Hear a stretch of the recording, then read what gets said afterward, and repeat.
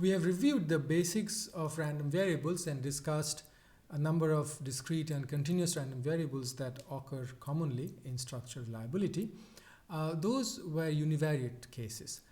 Things become more interesting when random quantities vary together.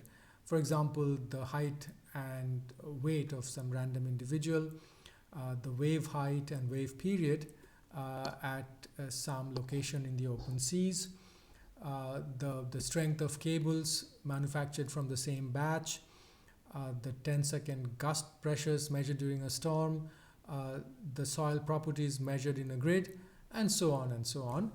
So we are going to look at such things in this and the next lecture. And this is our plan.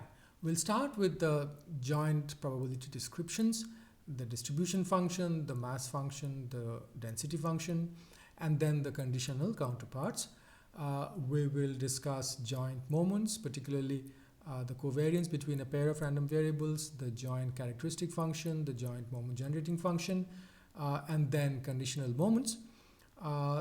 Then we will discuss independence between a pair of random variables and among a group of random variables, and talk about the possible measures of dependence between a pair, and then present some examples.